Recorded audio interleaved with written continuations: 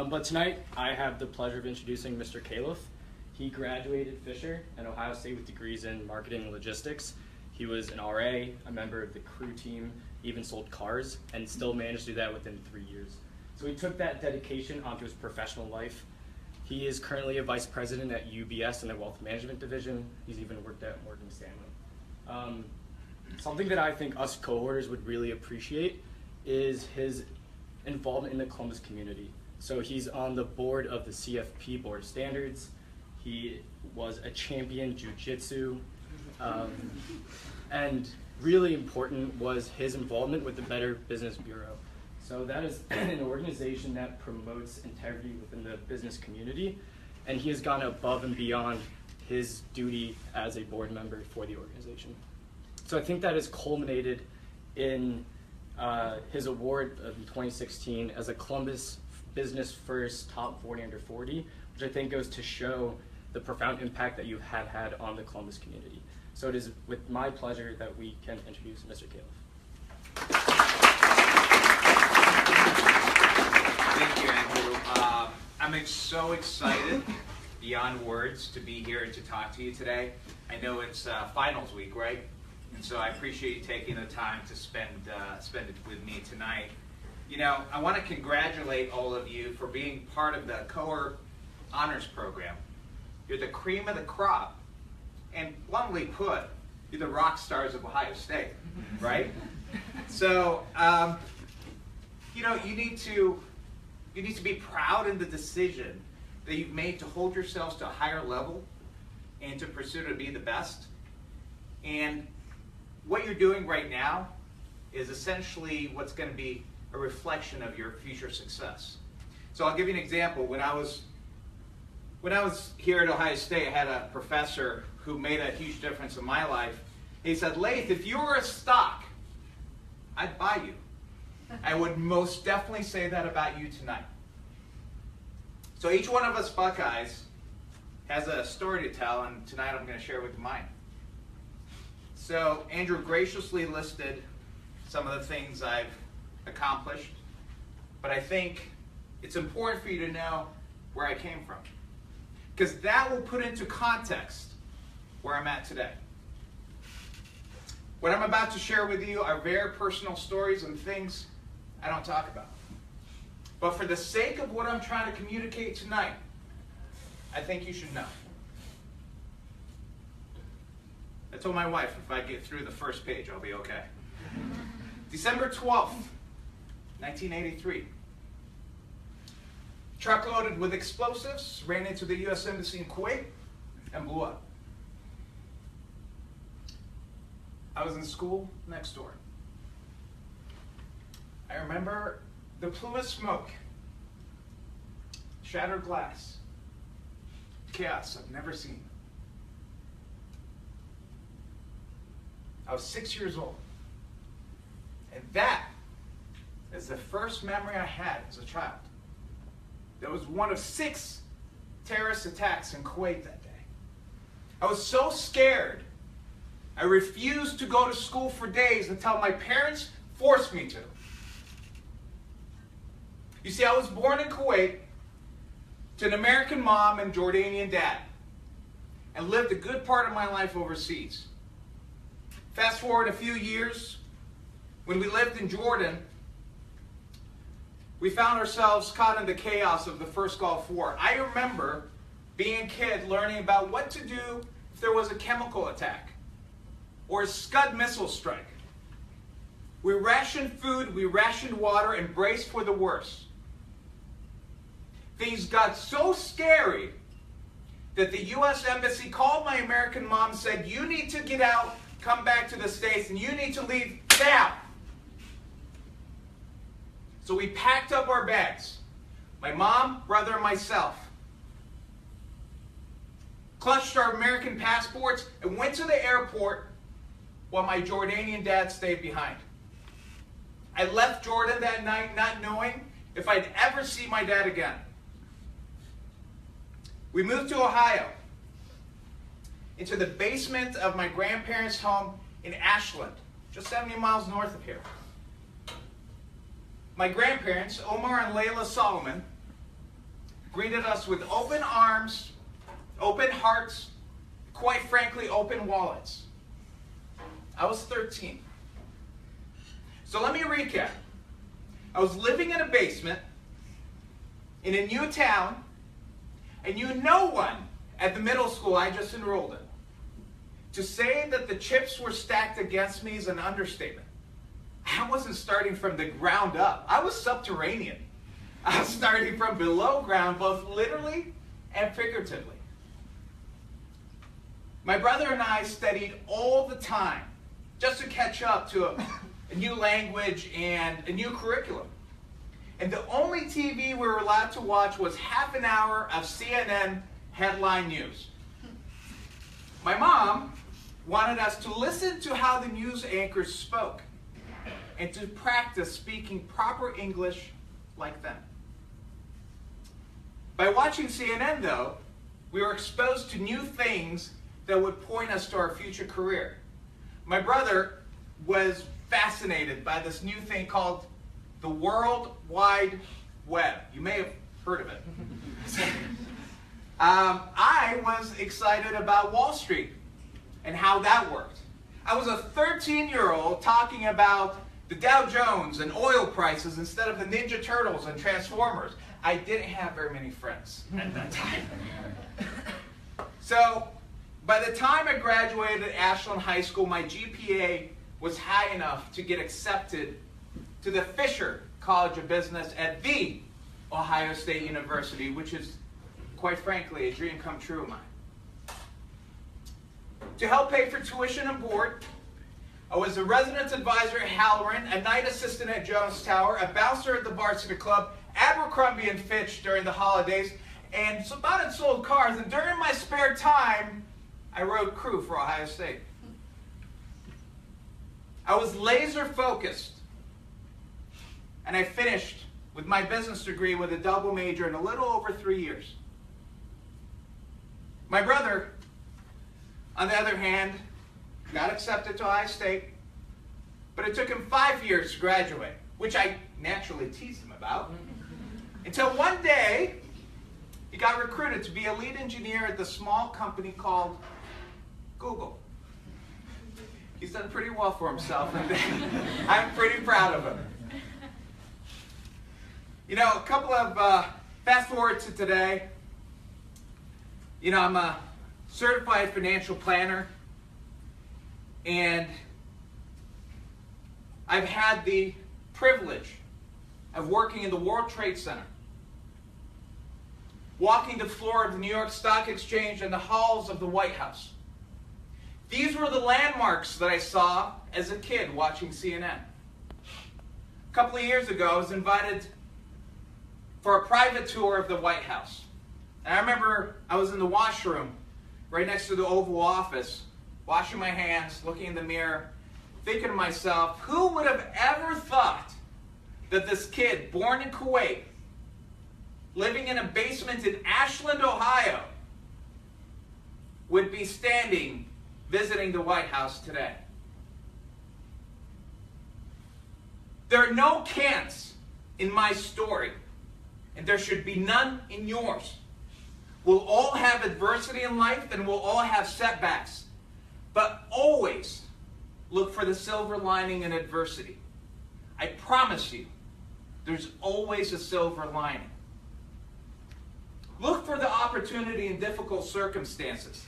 This is by far one of the most fundamental aspects of success. The more challenging and scary the situation, the greater, but more elusive the opportunity.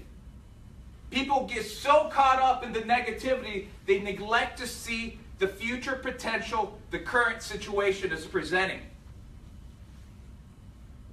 Always have the mindset to assess and respect every challenge, but look for the opportunity that others aren't seeing, because that is what will set you apart and what will get you ahead. You see, success gravitates toward positive, passionate people that will tirelessly sift through the rubble to look for the gold. Now that you have a better idea of where I came from, I want to share with you the keys that got me where I'm at today. One of the things I learned at Fisher is the value of networking. This event is an example of just that. The most important thing you could be doing right now is building your network. Relationships are more valuable than money. Trust me on this. Who you know, but more importantly, who knows and remembers you, will make a huge difference in your career. Just as businesses vie for market share, you need to vie, as Dr. Blackwell called it, mind share. I'd like to challenge you and take that networking concept a step further. Learn to be the connector. Find ways to introduce people to each other that will benefit them both. Have the mindset to help people get their goals by making introductions that will help. And don't expect anything in return. Things will happen in time. Do it for the right reasons. Do it because it's the right thing to do. There have been so much good from me setting up just coffee or introductions. I've matched donors to causes, people to jobs, and even my Google brother to his wife, which he still owes me for that, by the way. At the same time, some of my biggest opportunities came from somebody sending me a text or calling me and saying, Laith, you're on my mind. There's somebody I want to introduce you to. And that somebody gave me a chance to earn their business. At the end of the day, who you associate yourself with will also determine where you're headed. Make sure who you surround yourself with share the same values and vision as you do. I'm lucky. I work at UBS and I'm part of an amazing team. My partner Jim for 16 years, our associate Jen for 8, and Rick, who just joined for the last year. We're all on the same page. We all know what needs to get done. The most important personal decision you'll make is who you choose as your spouse or partner. I've intentionally skipped this, by the way, every time I rehearse, because she needs to hear this. You can't cry though. I have been blessed, more than blessed, to be married to the most amazing, inspirational, supportive person I've ever met. You didn't think I was going to leave you out of the speech, did you? Kind of. And who happens to be a graduate of Ohio State with her PhD, by the way, Dr. Laith Khalaf.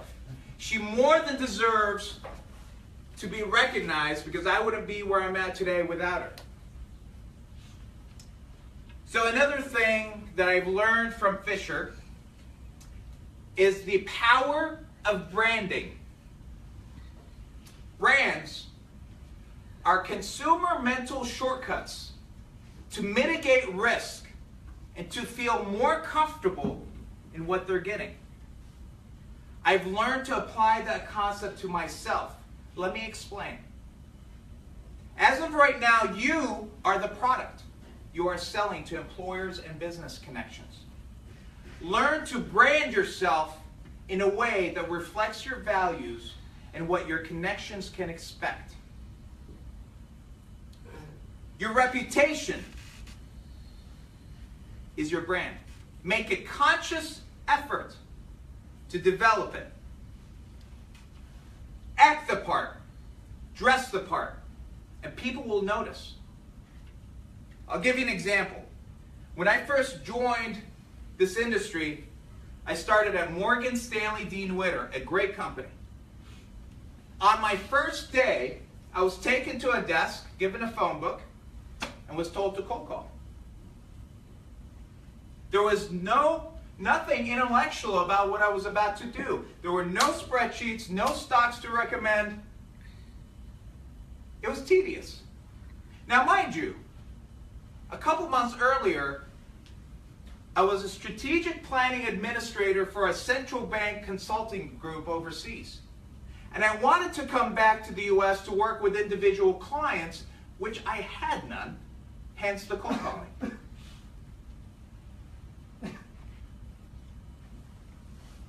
I made it a point to look for the opportunity in this new challenge. I kept the goal, which is being a financial advisor, in my sights. And I made it a point to be the best at what I did, regardless of how tedious it was. Cold calling. I worked 6 days a week, made 300 to 400 dials a day, and in 3 years, I only took 2 days off. And you can imagine, with cold calling, rejection was a daily occurrence. It actually reminded me of my dating life back in high school, so I was used to it, and I took it all in stride. To this day, I can still recite my script in my sleep. And speaking of sleep, I didn't get much. I worked 13 to 14 hours a day, and I would take a nap under my desk for 15 minutes to get me through my night calls. Regardless, I dressed like a manager and acted like what I was doing, cold calling, was the most important thing out there. And I did everything that was asked of me with a can-do positive attitude. Mind you, I wasn't making very much money back then. And to make ends meet, I did all kinds of odd jobs, including washing and detailing the cars of the senior advisors. My rookie coworkers were dropping off left and right. But I hung in there. And eventually I got approved to Morgan Stanley Dean Witter's new advisor training program in the World Trade Center. And I graduated from there in January of 2001. There were 278 new advisors that graduated across the country. 3 years later, there were 14 left. And I was battling to be ranked first or second. Now, I'm not sharing this story to impress you. I'm sharing this story to impress upon you how important it is for you to develop your reputation for being dependable, consistent, and a go-to connector. Do more than what's expected. Think 2 steps ahead of your manager or your client, and have the problem solved before they even encounter it. And most importantly, let them know about it. It's a mindset. What can I do for my clients that will add value to their lives? I literally lay in bed at night thinking about how I can help, who can I connect my clients with, and it wouldn't be uncommon for me to send an email at 2 and 3 in the morning to that client, say, hey, this is something I thought of. Hey, here's a solution. When people hire you, look as you're not a service, just a service provider. Instead, you're their advocate, ally, and their advisor. Their problems are now your problems. And with every problem, there's an opportunity to cement your value and build your brand. You need to show, not tell, but show them you'll move heaven and earth to get things done. And most importantly, that you hold their trust as sacred. Because trust, ladies and gentlemen, is the currency that relationships are built and maintained with. The most impactful thing I've learned from Ohio State, and if there's one thing if there's one thing for you to take from this talk tonight, this is it. It's the power of gratitude and giving back. There have been so many Ohio State greats that have embodied that spirit. We just heard from Mr. Wexler. Another one of my favorites is Woody Hayes. In 1986, Woody Hayes was asked to speak at Ohio State's commencement. And being the longtime fiery football coach, you'd think they talk about football or beating that team up north. But instead, the first thing he talked about was paying it forward and the importance of giving back. He quoted Emerson, and I think it's a great quote. You can only seldom pay back, but you can always pay it forward. And you must pay line for line, deed for deed, and cent for cent.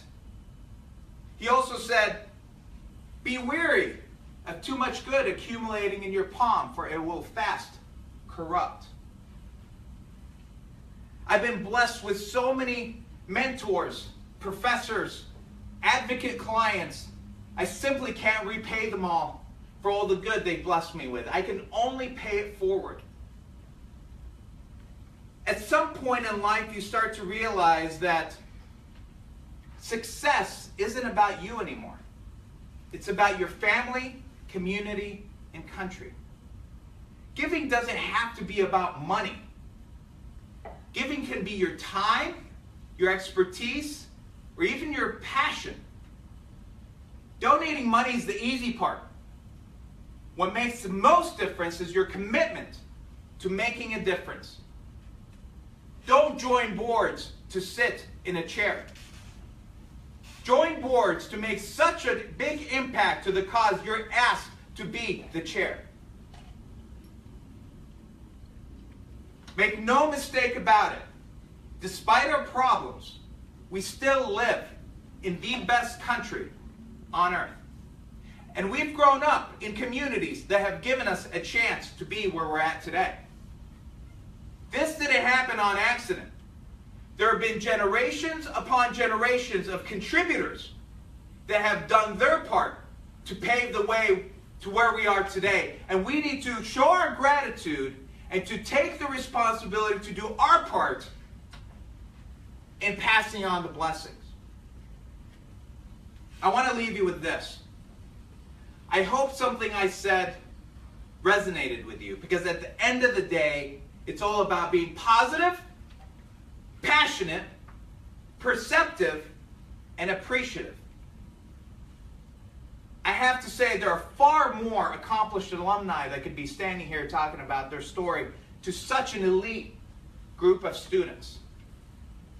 I'm honored and humbled to be asked to come back to my alma mater and to share my story and celebrate Fisher's 100-year anniversary.